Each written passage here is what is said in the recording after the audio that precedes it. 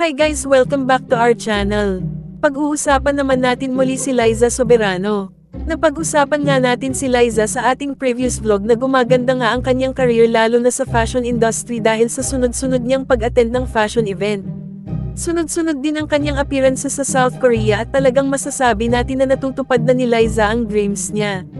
Ngunit di naman maiwasan na di madawit si Liza ng intriga pagkatapos nung This Is Me vlog niya na tinawag siyang ungrateful at walang utang na loob. Ang kanyang manager nga na si Jeffrey O ay nahuli pa dahil di umano nag-craft trabaho ito dito sa Pilipinas na walang legal na papel at baka ito'y ma-deport.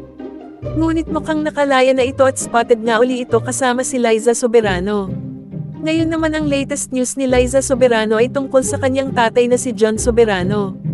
Dahil nung December 2 ay biglang nag-post ang tatay at pinagmumura si OG Diaz at Christy Ferman.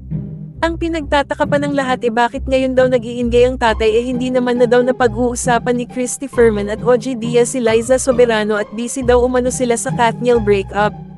Ang sabi ng tatay, Christy Ferman PI mo at PI niyong lahat ng nakikialam sa may buhay ng buhay. Lalo na ikaw OG. Mabait pa anak ko ganyan magsalita. Bukas may live ako gagawin or sasabihin about you. You all woke up the beast. O GD bumalik ka na lang ng pagtinda ng turon para yung bunganga mo hindi putak ng putak about other people's business. Ang isiga mo na lang is turon lumpia. Di ba dyan Karen nag-umpisa? Ito naman ay kinagalit ni OG Diaz dahil wala naman daw siyang sinasabi tungkol kay Liza recently, dahil busy daw ang buong Pilipinas sa Katniel breakup at wag daw siya hamanin dahil mas madami daw siyang alam tungkol kay John Soberano. Di naman daw umano sila ganon kayaman dating ngunit si Liza lang daw ang nagtaguyod sa kanila kaya wala daw siyang karapatan mang-insulto sa pagtitinda ng turon. Sabi pa ni OG na wala naman daw siyang masama sinabi kay Liza at sinuportaan pa nga daw niya ang bagong movie ni Liza na Lisa Frankenstein. So ano say ninyo dito guys?